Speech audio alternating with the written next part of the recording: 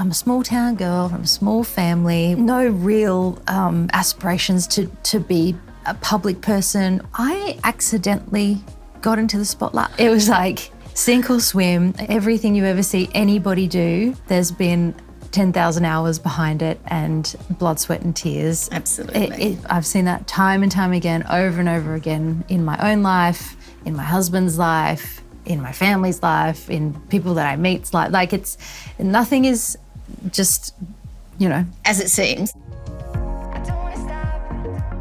I'm Lorna Jane Clarkson, activewear designer, author and founder of Lorna Jane. And this is Never Give Up, a series where we explore the stories of women who have faced challenges head on and come out stronger.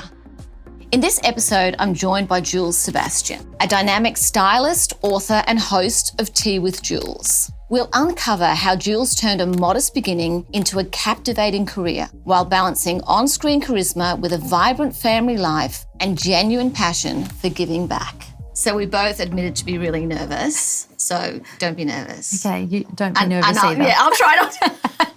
I think it's good to be nervous. It means that you want to do a good job, I agree.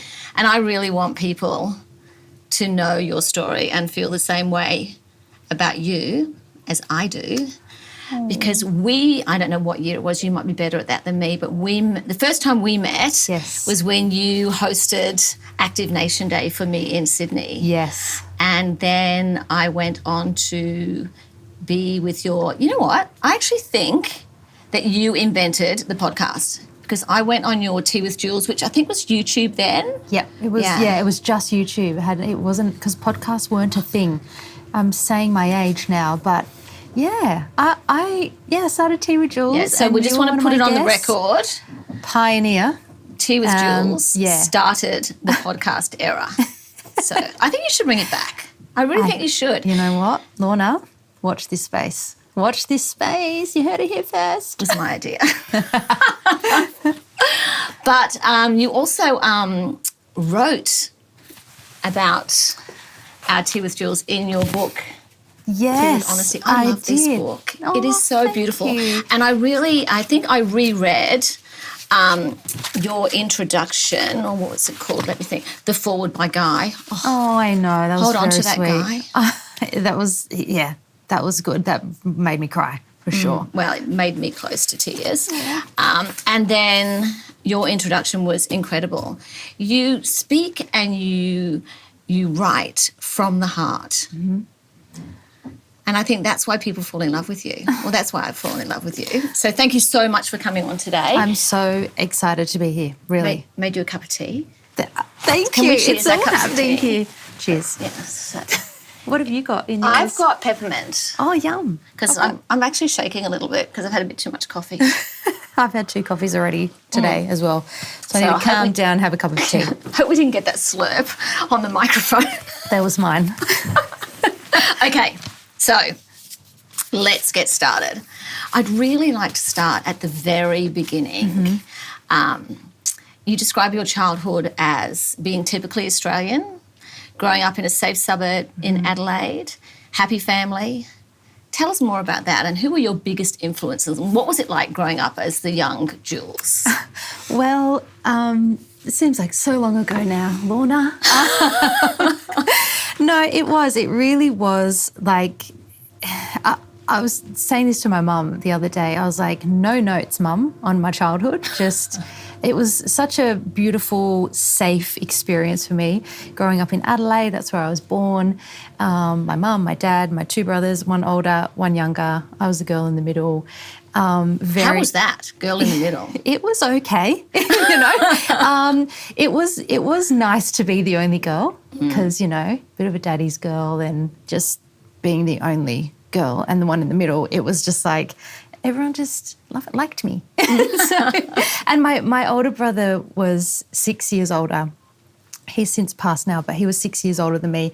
And my younger brother was 5 years younger than me. So there was quite an age gap between us. So we were all kind of in different stages and phases our whole life. And my mum was like get one to school, have the next baby, get one to school, have the next She's baby. She's a smart woman, I know, right? She really had it figured out. But we lived in a cul-de-sac in just like the northeastern suburbs of Adelaide. So small suburb in a cul-de-sac, and every house in the street had a bunch of kids that lived in the house. So it was very much like we hung out there. There was like 20 of us just riding our bikes, climbing trees. There was a creek at the end of our street. Our school was at the end of the street, so we would just walk to and from there. It was so wholesome and pure, and we really didn't get up to no good. We were like pretty good kids. And it was good. Like I said, no notes. I had a really, really happy childhood. What did your mum say when you said no notes? She was like, really though? Like, but this and that. And, I was like, no, like, honestly, I think now that I am a parent, I think you think about things differently as a parent than you are as a child. So as a child, you're just getting on with it and, I have nothing but happy, good time memories from my childhood. I hope my kids would say the same thing, but I think I could probably give myself some notes as a parent already.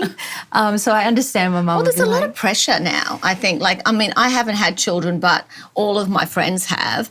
And just the pressure from the school and the mums at the school, and all the children have to be doing something at the same rate. And it's a bit of a different world now. But it is, and I think that's what it is. I think it is a different world, and when I was a child, it was a different pace. It was just you get up, you go to school, we walked there, you come home. There was I maybe had netball practice probably before my game on a Saturday. It was oh, hello fly. There was no rushing to get here, there, and everywhere, and all the things. It was a very easy pace that everyone could just keep up with. Whatever we're doing now, no one's keeping up. It is wild. It's wild out here. And influences, like when you think back to your childhood, was it your mum? Was it a child at school? Was it a teacher? Was there anyone that I think made you aspire? Because we'll talk soon about what you've done since then. Inspire you to do anything. You know what? Probably a little bit from each part of the pie, I would say. I would say there wasn't one person in particular, but I had a very well-rounded experience of life and was surrounded by really great people and great activities. We grew up in church, so that was the other wholesome thing. We sang in church, sang in the choir. I do not sing as well as somebody else in my family. We'll get to that later. But it's church, like everyone sings, so it's what you do. And so you just you go and you do your thing, and it was. I had really good friends, and some of my best friends, like my bridesmaids, I've known since I was 5 years old, and like my sister-in-law, I've known her since I was 5. I knew her before we married the brothers. So I have people like that in my life that have just been with me since the dawn of time and gone through every stage and phase and season of my life. And of course my parents, like beautiful, humble, kind, generous people. I've always been surrounded by love and support. And so I think, So I imagine that would make you very confident. Yeah, and it's like it's a quiet confidence, I think. I never really needed to be the loudest and the proudest and the best and the whatever, the centre of attention. That was actually my worst nightmare. But I think because I was surrounded by such support and love and encouragement, and my parents were always like, whatever it is you want to do, just do that. My mum was like, even if you don't know what you want to do, just do something. That was always her advice. Just do something, even if you don't know what it is. And I still am a bit like that. I'm like, oh, that seems like a cool, fun thing to do. I'll give that a try. And that is how Tea with Jules really started, because I was like, I want to know things about people. I want to hear their stories, and I want to have this conversation. I feel like other people would really like to know this too. And that's how it all kind of started, just out of curiosity and following, what I was interested in. So, it's been a conglomeration of influence, I think, over my whole life. That's good though, isn't it? That's maybe why you're so calm. And like, see, people say that about people really always say that to me, that I'm so calm, and I'm like, that's not what's happening on the inside. Yeah. So, idyllic childhood. You went on to study fashion, opened your own styling company, started an online show and podcast, Tea with Jules, authored a book, Tea with Honesty, and founded the Sebastian Foundation. Mm-hmm. Wow. Yeah. You've done a lot. Seems like a lot, yeah. Can you tell us about these times and if there were any challenges along the way? Oh, where do I start? We always make it look easy, right? Yeah, I mean, I just feel like it swings and roundabouts, there's silver linings. Nothing good comes from nothing but hard work. Like, I just think everything you ever see anybody do, there's been 10,000 hours behind it and blood, sweat and tears. Absolutely. Nothing just comes from thin air. And I've seen that time and time again, over and over again, in my own life, in my husband's life, in my family's life, in people that I meet's life. Like, nothing is just, as it seems. As it seems, but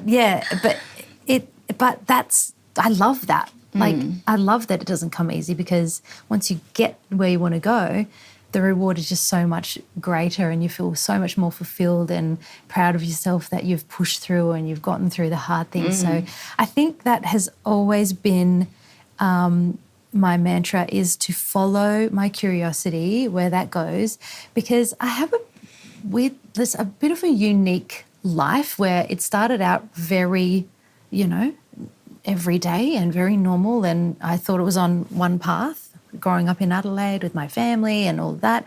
And then fast forward into how I started, I guess, in this new life, the new normal, I call it, is when my husband is Guy Sebastian, and he won the very first Australian Idol in 2003. And we weren't married at the time, but so we were just boyfriend and girlfriend, and it was his life changed. Did a 180, and completely, he went from living in Adelaide to living in Sydney, and was essentially overnight a household name. And so in a big way, because it was the first Australian Idol, wasn't it? Yeah, everyone was watching it. Everyone was watching it. Yeah, it was a real cultural moment, I think, and people really do remember. They're like, "Oh, I remember when Guy won. Like, we voted for him." Or it's terrifying when they're like, "I was 3 when Guy won Idol." And you're like, "Shh, stop talking." Yeah. But I think, I feel like that his story is a part of my story. I think for so long I was like, "Oh, I don't know where I fit into this," but essentially, like, his life changed, so my life changed as well, and because I was a part of his journey in his life. And so it's a really important part of my story, I think. And I had to figure out very quickly how to navigate this new life that I did not see coming. I had no expectation around that's how, or this is how my life was going to end up. And so it was like a baptism of fire. It was like, sink or swim. Are you going to figure this out, or are you just going to give it all away, Essentially shy girl in the spotlight. Oh, man. And I really was. I'm a small town girl from a small family. We're like quiet people, quietly getting about our life. No real aspirations to be a public person or have anything to say publicly. Or I was just like, I liked watching public people do their thing, and I'm interested in singers and movies and all of that, but I never in my wildest imagination would have ever thought I would be on that other side. And did Guy feel the same? Was it like a challenge for him as well? Yeah, no, he was the same. He was like, whoa, so that happened. Okay. But he very quickly took the bull by the horns, so to speak, and he went for it. He was like, this is my opportunity. I've got to go. I've got to do this. He's done such a good job. And I think he's born for it. I really relate to that story because I work with my husband and I'm the person in the spotlight. but I could not do this without my husband. And he would, I often complain that, you know, if anything goes right, I get all the acclaim. And if anything goes wrong, I get all the criticism. And he gets to live his life, enjoying everything. Yep. And being anonymous. But I think both of them are equally as challenging, because being the support allows, well, I know Bill being my support, even though he's the CEO of Lorna Jane, allows me to be the person I can be, and I definitely wouldn't want to do it without him. And I'm sure Guy feels the same, because when I think of Guy and Jules, I do think of you as a couple. I don't think of Guy separately. Aww. Do you get that a lot? Yeah. I don't think anyone's ever said that to me. Oh, maybe they're just thinking it. Maybe. No, I'm actually really grateful and glad that you've brought this up, because it is such a role. Like I really do feel it's a big responsibility to be the supporter of somebody who's doing something big. Like it's no joke, because even though, you know, Guy's very, you know, he's very 2 feet on the ground, very humble, just he hasn't changed a bit, you know, all of the good things. He's an incredible human being. He really is, for all the things he does. He's kind and generous and all of that. So I'm not taking anything away from him, but he has a big life that requires his attention and sometimes his presence to be elsewhere. And we have a big life as a family. We've got 2 children. They're busy, and I have a job as well. And so this machine that is going on, it's a machine, and there are many, many, many parts to it. And I see it as a role. I see it as teamwork and as partnership. And we just understand how to make that work, and no one's offended. Like, I'm sure Bill isn't like annoyed that you've come home and sat down and you're having a cup of tea, because he understands that you've probably been talking all day and you've given all your energy to everyone in the room, and you've been thinking and strategizing and, you know, doing your work and really giving it. And so you coming home to your safe space, it's like, okay, this is my safe space.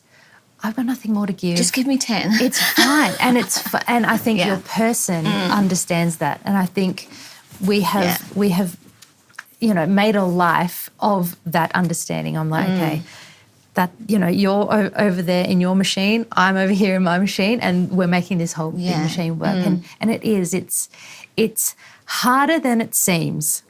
Yeah. And some people, like I get this a lot. People come up to me and they're like, oh, you know, Jules, like, we love Guy, of course, but you, like you come in the photo too. And I'm like, that's lovely, but I don't need that. Like, I am so fine and great for him to be the person that, like, you don't have to love me the same as you love him. Like, I don't need that. Like, you can love him more. It's fine. I completely get it. But of course, I like being liked, but I don't need that, because I'm so secure in my life and in my position and in my role that he, like, go for it. Like, love him. Do that. He can be the big person, and I'm so fine with that, and I'm very secure in who I am. Plus, I know from my experience with my husband, he would never want to do my role. He would hate the things that I do. Like, it's not even in his nature. It's not like he's like, I don't know, it's not like he's doing his role more behind the scenes because of me. He would be doing that anyway. Right. There's no way that he would ever want to be in the spotlight. He likes coming up with ideas and all those sorts of things, but he doesn't want to be the guy broadcasting it. So it's just great when 2 people come together that really work well together, you know. Yeah, and I accidentally got into the spotlight. I really truly did not know that was going to happen. Even after Guy had gone on, he'd done lots of albums, and he was Guy Sebastian. And I was happily just out here styling him, styling other artists, and a stylist role is behind the camera. Like, you are not front and center. You are making the person in front of the camera be beautiful. Yeah. That's your job. And then you go behind the camera and then you make sure they're looking great. And I was so happy in that seat, very happy, until one day I was asked to audition for an MTV role, an on-camera stylist, but I didn't. I had just had a baby, Hudson, who's about to be 13. Perfect timing. I mean, yeah, he was 5 days old. Oh, wow. 5 days old, and I get this email from a production team that I'd done some work with before, and they're like, what are you up to? We've got this job. Do you want to come and chat about this MTV job? And I was like, well, not really, because I've just literally had a baby. And I thought it was to style the show, just to go and, what I would do as my job. And they're like, oh, no, can you come and just audition? And I was like, I don't know how to do that. So anyway, long story short, I went into the MTV studios and I found myself like this, lights, camera, action, a camera pointed at me. They're like, okay, can you just style the cameraman? What would you say about this outfit? And I was like, oh, this, the socks, the blah, blah, blah, whatever. However I would say it as myself. And then they're like, okay, great, thanks so much. And then they call me the next week. They're like, you got the job. And I was like, what? What is the job? Yeah. They're like, you are the stylist. You are on the camera. We're going to travel around. We're going to, it's like a makeover show essentially. And you're the gal that's going to be on the camera. And I was like, I don't know how to do this. I don't know what I'm doing. And I just remember I walked in there first day and I said, guys, truly, I'm so excited. This is so fun. I can't believe this is happening, but I don't know how to do this. All I know how to do is to be myself. I can't do anything else. And he just looked at me and pointed, he goes, do that. Just do that. And I was like, okay. And it was like I got permission to just be who I am. I didn't have to put on anything. Yeah. I just was did my job, and there just happened to be a light and a camera on me, and that's how it happened. So it was very haphazard. And yeah, that's great though. Just be yourself. Yeah. Yeah, the bit of TV work I've done, it's baptism by fire. No one even tells you what to do. They just say, just do what you normally do. But I think it's normal to get self-conscious when there's cameras on you, especially when you're not in control. Yes. When I did Celebrity, I'm thinking, I don't know how they're going to edit this, you know? Yes. And when Janine and I turned up on set, they said, we're going to put you in as celebrities for a little while. And we're like, hey, I didn't know this was going to happen. Off camera, when they announced it to the celebrities that we were actually the judges in the first boardroom, I started crying because I felt like I'd let everyone down and I'd lied to all the people in my team. Right. I mean, they didn't show that, but I'm like, that's me. They don't want that on camera. No, they do. But that's such a beautiful heart. Interesting. You enjoyed it? I had the time of my life. We had it was this tiny little team, just me and two guys producing the show. We went all around Australia. Hudson, who was 3 months old at the time, we went on the road. My mum came. It was it was just this little team of us, and we went around and we made this show, and it just ended up being when I don't even know how to. It's called Style Me, MTV Style Me, and it's actually really good. And it's really if I do say so myself. Really good. Yeah. it was so fun, and the people we got to style, and it was wild. And I was like, oh my gosh, this is really fun. And then from then it was people see you do that, and then they ask you to do other things, and I was like, okay. So just said yes to things and followed what I thought was going to be really fun and what could fit in with the family life and all of that, because that's no joke, is having so babies. Really just following your mother's advice, yes, just do something, just keep, and these opportunities were coming forward. Which is fantastic because now you're here, which is amazing. I have a quote going back to styling, which I love because it really sits with what I believe in. Yeah. It's about how you feel about fashion. You say, I like how clothes can make a person feel. I like how clothes can change how a person walks, talks, and gets around in life. Can you tell us what you mean by that quote? I think sometimes fashion gets the raw end of the stick. Would you know anything about that? Just a little bit. I feel like people might think it's fickle and shallow and just something that, you know, airheads girls are good do. at. Yeah. But I disagree, because every person puts clothes on in the morning and gets about their day.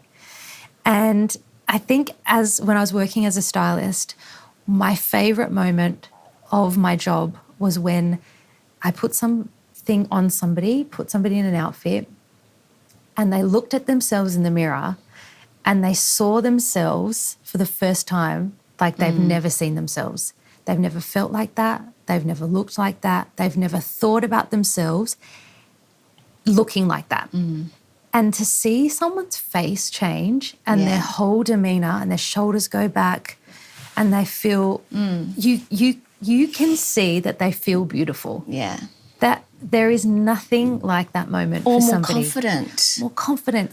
And just when it's the right thing and it suits them and they feel like they look good, there's nothing better than that. And I think it does, like, all about your whole ethos and your branding is like, you just want to change people's day. You just want to make people feel great all day. That's what you want. And what a cool thing to give people. I know. It's I amazing. Agree.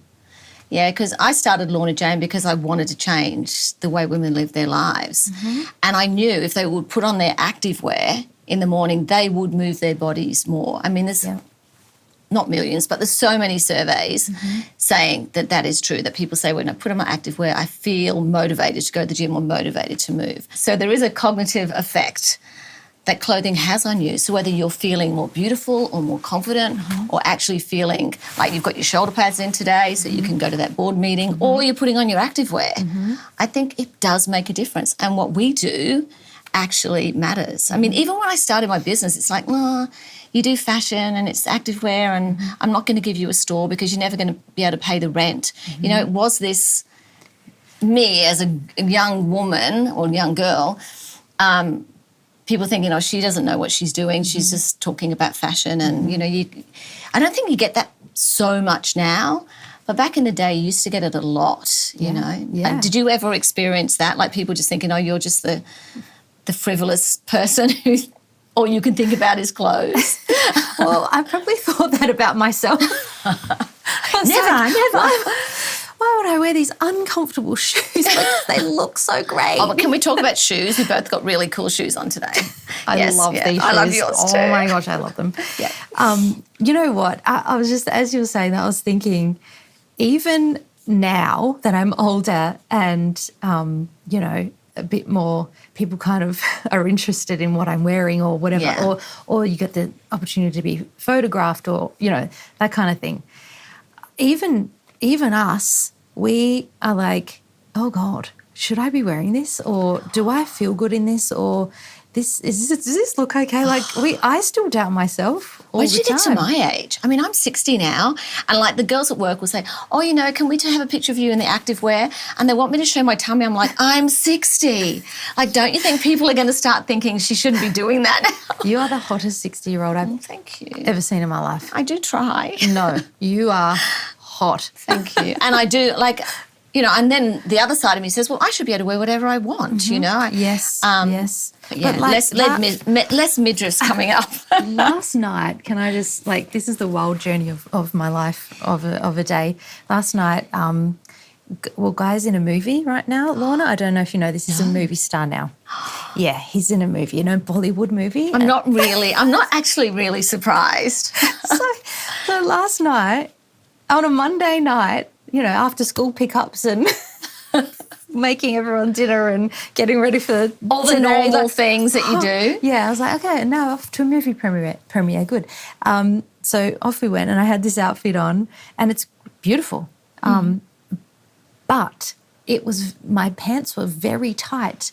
It was this white and you hadn't worn tight pants for a while? Well, of course I hadn't really, like, put them on. Like, I was like, okay, that's what I'm going to wear. And then I put them on. I was like, oh, okay, now I have to really wear these. White pants are not forgiving. They had no give. You know, the side zipper with no give.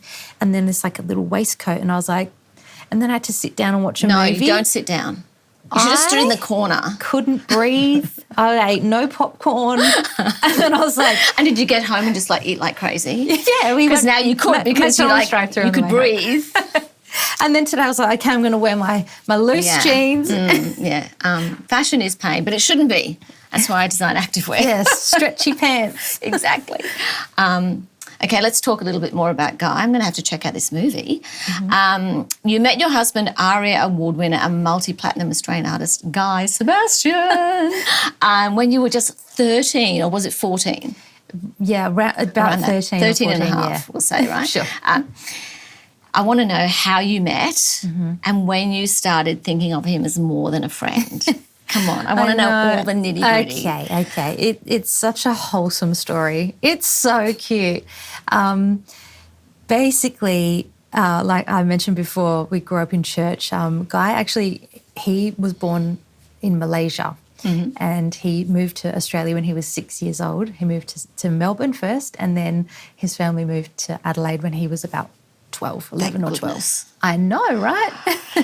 I know. But I was there my whole life, going to the same church, one church my whole life. And then when his family came, they also came to this church. And so he's one of 4 boys. He has an older brother than him and then 2 little brothers. And so, yeah, they came to Adelaide. And when you're younger, you just like hang out in packs of people. You just you make friends. Like, the more the merrier. Yeah. And so it was that. So we all just sort of hung out all together, and he had an older brother who, I knew as well. And it was just like all of us all the time, everyone. And so I knew him, but I didn't notice him. Do you know what I mean? Like he was there, but shame on you. Yeah. It was like just one of the boys. Yeah, I was just probably had a crush on someone else. Yeah. I was just scoping out the field. Getting my options at 13. So fast forward to years later, my best friend's sister was getting married, and she asked if me and Guy would sing at her wedding. I don't know why me, but fine. And it just happened to be a Mariah Carey song, which was, I never want to see that for that one. Anyway, so we had to rehearse, and Guy is notoriously just known for last minute, but he always pulls it off. He's just so talented.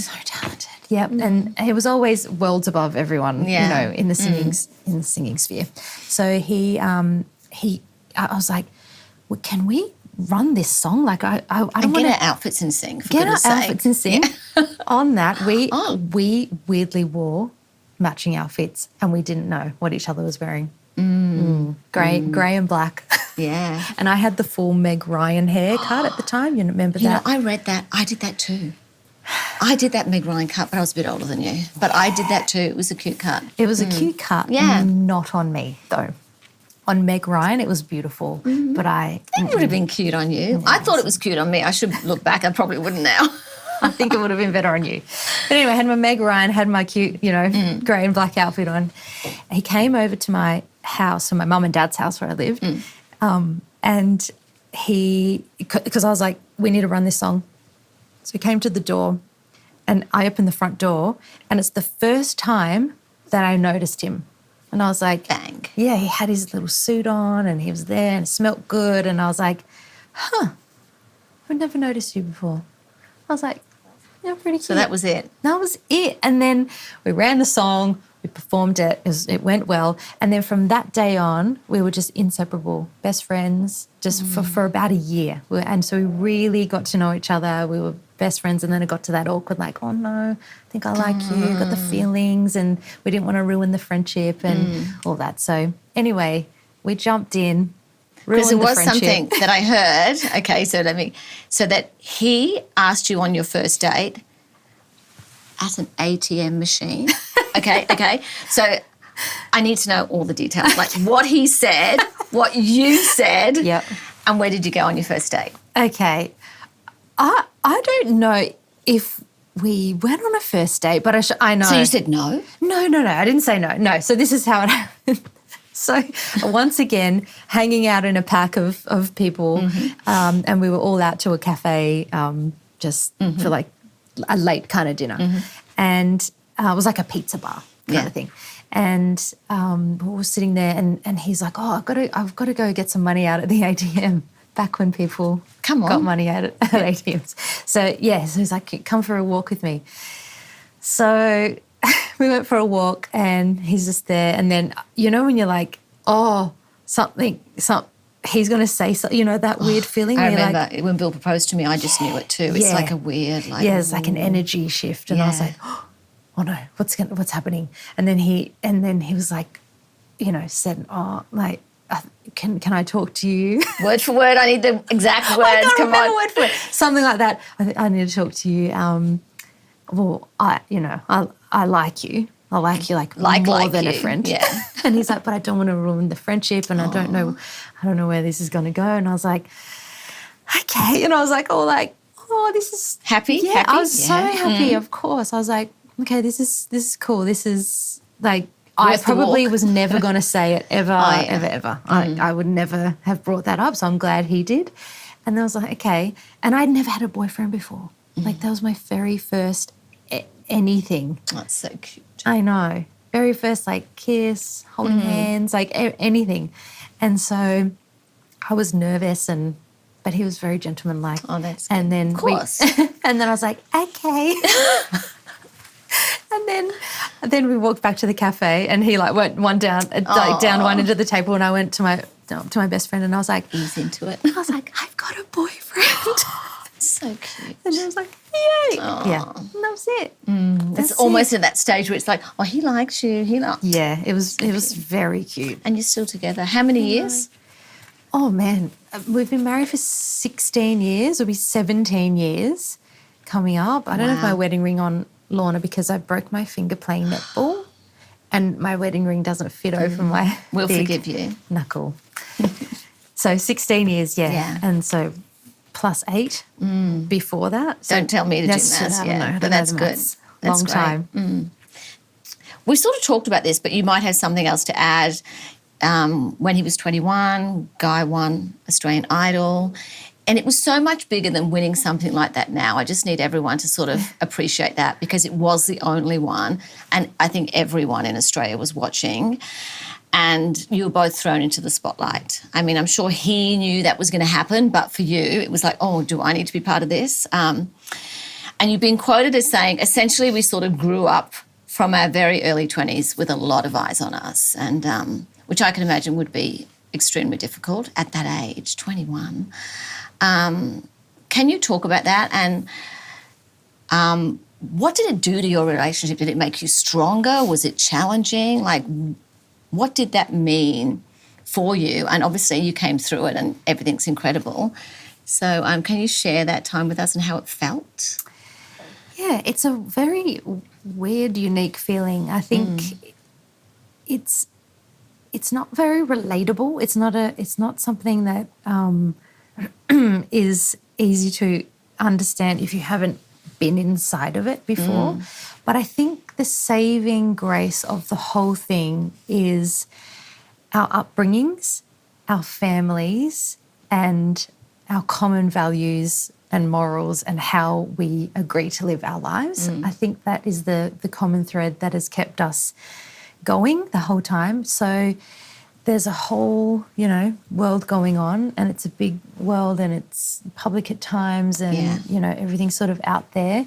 But on the other side of it are just two people who are friends, really like each other, love each other, get along, agree on how we want to live our life, how we want to structure our stuff, and how we want to show up, how we want to treat people, how we want to love people, how we want to give back, how we want to raise our kids. That is so mature for people that are so young. Well, I think it's just how we were raised. Yeah. Like, truly, I think it was how we were raised. And like I said, that there was always very like-minded and similar people around us, and that's kind of how we all got through everything. Because essentially, this is a job for Guy.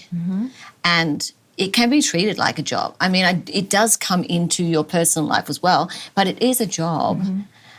And you need to keep some of that. Well, I find you do need to have that line in the sand where some of that is work, and then this is us. Absolutely, and I think it is. And I think Guy, he has a very, very good way of being Guy Sebastian, but also drawing a very clear line in the sand of this.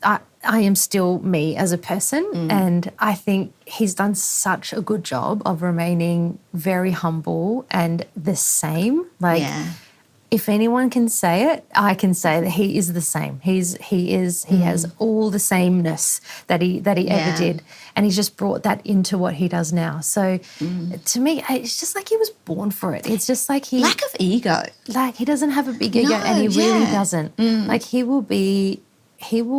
you'll see him driving, the rubbish down to the tip, and with his own arms emptying the truck. Like he likes to go fishing, and he's very he still likes all the things that he used to like, playing cricket and like all of that stuff. But then he's this very relentless hard worker that has never given up on what he loves. And for him, I think it just. And I've learnt so much from him. I really have. Like, I find it such a privilege and an honour to be married to somebody that I can learn from and watch. And, like, he makes me better. Like, he sharpens me as a human. And it always just comes down to being good at, or the very best that he can be at what he does. It's all he cares about. He just cares about writing good songs, singing them well, making good music, and giving the fans what they want. And so he's like a unicorn, a little bit like that. He just has figured it out. Breed, And so I think we've just always had that grounding.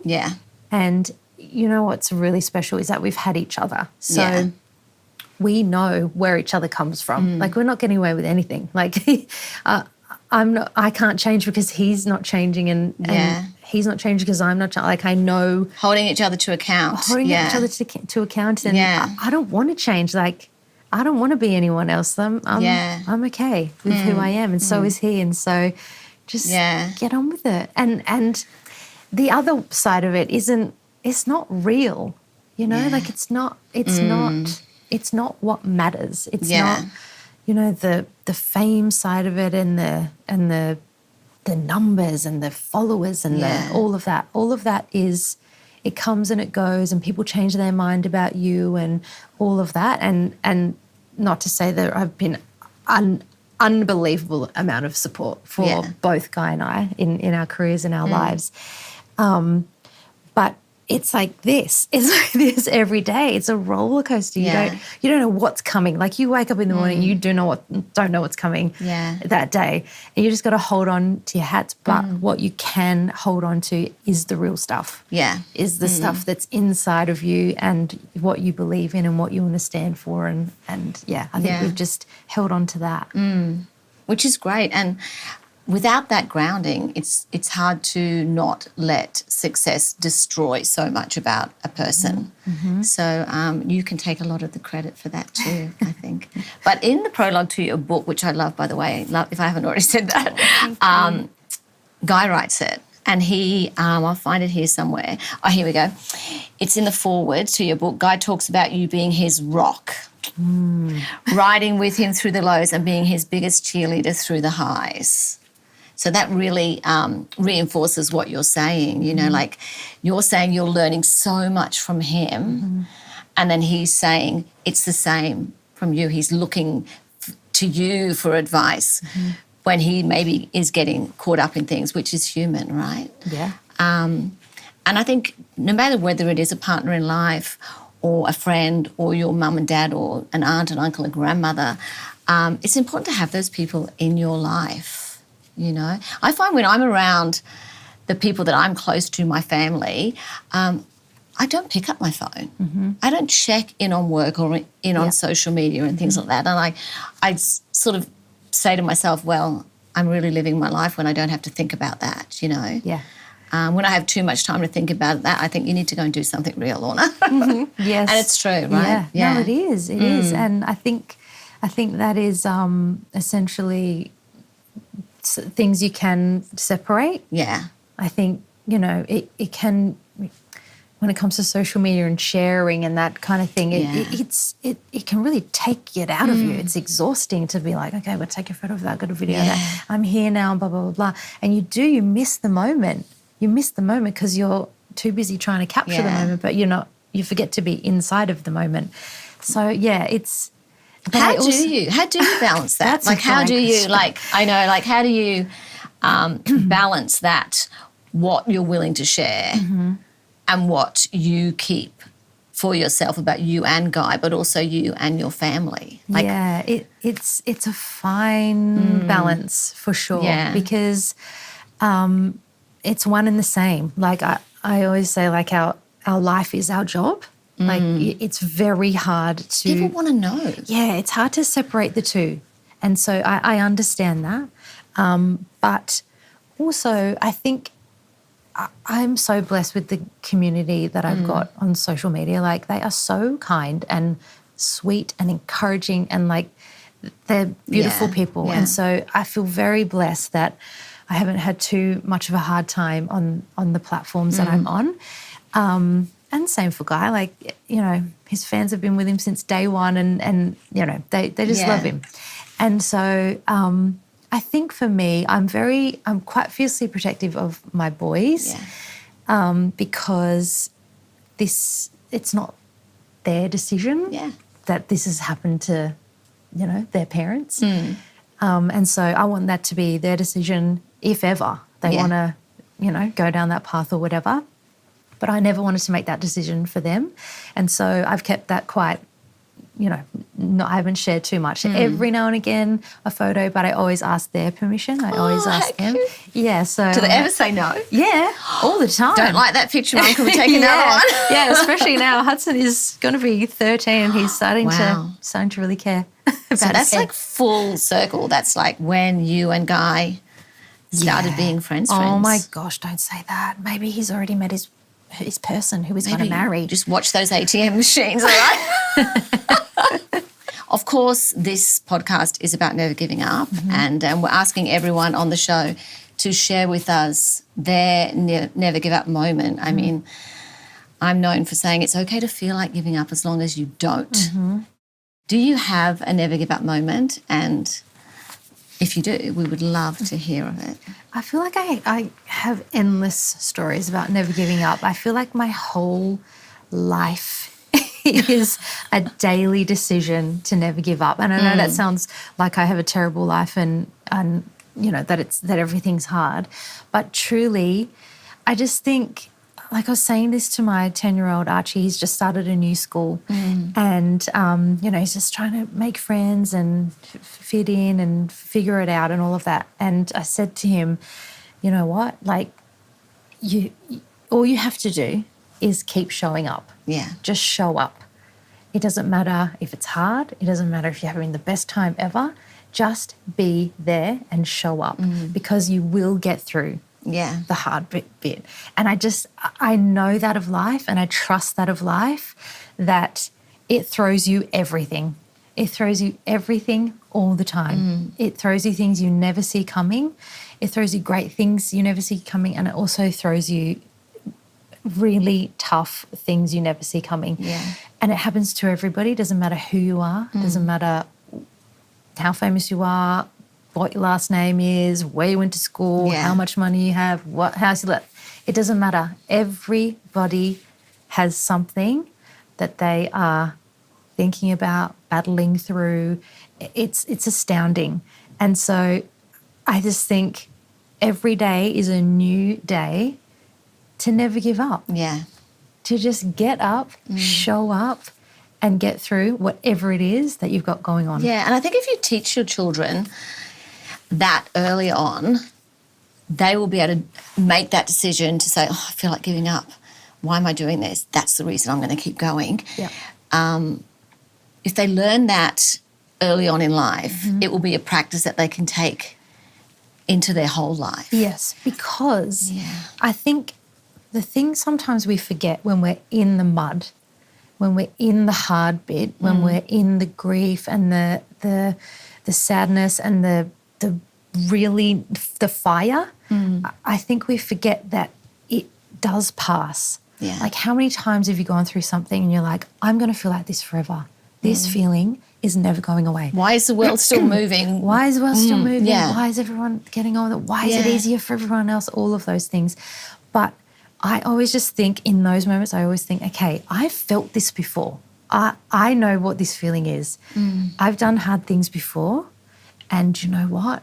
It always passes. Yeah. Somehow you always get through it. There's a little light at the end of the tunnel, and you just have to keep on keeping on. Learn how to do hard things. I love Learn that. to do it. Yeah, Yep. I love that. Okay, fun bit. We have a fast five that we ask everyone. Are you ready? Okay, You've got to sure. be fast. What is the first thing you do in the morning to set yourself up for the day? Manifest journal. Roxy Nafusi. I don't know if you know about her. She's the manifesting queen. Yeah. But anyway, she's got this diary where you write an intention for the day, and then 5 things that you're looking forward to, and then like a note to your higher self. Okay. And I actually did this morning because I had a really busy morning before I got here, and I was like, you know what? I want to go into this with the right intention and to, you know, have my mind right before I sit down and do this. So I did that, and I set my intentions, and then at the end of the day, on the other side of the page is all the things you're grateful for and the best thing about your day and all of that. And so I think if you start your day thinking, okay, that's where I want to head today, and then you finish your day being grateful for all the things that happen, it's a real mind shift. It's very small, but it really does help. Makes a difference. You know It where makes you're a going. really big difference. Yeah. What song or artist is your go-to when you need some hype or motivation? Oh no, I feel the pressure of saying Guy. It does not have to be Guy. I mean, Beyonce. Oh, There's no one like her. Any particular song? Oh, Crazy in Love is my song. Yeah. That if that comes on a dance floor, hold me back. I'm a bad dancer. I'm a bad We can bad dance dancer. together, I'm saying. If I've got one move, the side step clap. Like, That's mine. No, you can't have that move. That's mine. and it doesn't work to a Beyonce song, No. but it's the only thing I've got. Works for you. And it makes me feel happy. Yeah. But Yeah. I feel so fierce. Like I feel like I am So you're doing Beyonce. the click and everything Yeah. now. Yeah, love it. Proudest moment? Oh, I mean, I would have to say my children. Yeah. My 2 baby boys who aren't babies anymore, but Yeah, not so baby. they make me proud. They well done, really Mama. make me proud every day. Something that surprises people about you? Oh, I got teary then talking about my kids. Something that surprises have got people teary. I love about that. me. I don't know. Surprise me, Jules. Come on. I'm left-handed. That's not surprising. I'm ambidextrous. That's surprising. I can do a lot of things with both hands and legs. It's weird. I don't know, but I write with my left. And I used to write with both hands when I was little, but Mum was like, hey, you should choose a hand because this is weird. So I chose my left, but I'm right-footed. And my child is right-handed, left-footed. So the poor things. I'm going to watch that now when I watch your cocktails on Instagram. I'm going to be watching what you're doing with each hand. I eat with my, I always set the table wrong with the knife and the fork because I eat, I don't know, do I eat with my fork? I think you just sound confused. confused. That is Explains surprising. everything. Absolutely surprising. One word to describe 2025 for you. I'm going to go with fun. Can I be part of that? Yes, let's do our 2-step on the dance floor. Yes, together to Beyonce. Thank you. It has been wonderful having you on the show. I think we could talk forever, but I think we've got school pickup, so you got to go. Thank you so much for having me. My pleasure. I'm so glid you're doing this. Yeah, it's nice Makes to me reverse happy. it after I was on your show, I know. okay, so many years ago. But as you know, this isn't just about sharing the inspiring stories of Never Give Up. It's also about giving back. So for being on the show, thank you. Mwah. We would like to give you $5,000 to give to a charity of your choice, and I know which one you're going to talk about. Could you tell us about this charity and what that will mean for them? Well, first of all, thank you so much. That's beyond generous, and I know that you're doing that for all your guests, so that's just so kind, and I love that. We appreciate it a lot. And I say we because we have a foundation called the Sebastian Foundation, and we support youth mental health. So I lost my brother to mental health 5 days after my wedding, so 16 years ago. I know it was sideswipingly devastating and heartbreaking, and just the saddest thing, and the ripple effect, I suppose, that you see when that happens to a person and to family members. And I'm very passionate about mental health and seeing a change in the world. And I think it's really important to start with our young people and to start with youth, because that's when we start thinking all our thoughts, and that's when we start to shape our minds, and they're our formative years, and it really shapes who we become as an adult. And so there's a program that is called Open Parachute, and it's an in-school program, and this is what we support as a foundation, and kids get to be a part of this program as a part of the curriculum in their school. So it's fantastic. Yeah, it's a part of just so it's not subjects. Isolating. It's fantastic. No, it's a part of it, and so it's peer to peer. They get to see these videos of kids their age. So it's targeted towards their year group. So however old they are, whatever age they're in, it's specific to problems or mental health issues that actual age would be going through, and they get to hear from kids their age that have overcome things, and it gives them an amazing toolkit. And it's so amazing to talk to the kids and see what they learn, and the little stories that they have about how they've overcome things and they've remembered things that they've learned. And it's actually... But also not feeling alone. I think that's the thing, isn't it? It's about not feeling alone, that other children are going through this too. Yes, and that is the resounding result. It's like these kids are like, someone else went through that. I'm not alone, and I can talk about this. There's nothing wrong with me. Yes, you know? Yeah. Is this normal? Yeah. So we've reached about just over 200,000 kids. Wow. We're in... Congratulations. Yeah, we're in about 235 schools across Australia, and it's growing and it's amazing. So your $5,000 will be able to go into more schools, be able to touch more kids. So we're very grateful. Oh, my pleasure. It sounds incredible. And well done with your life. And say hi to Guy for me, and Hudson and Archer. And thank you, Lorna.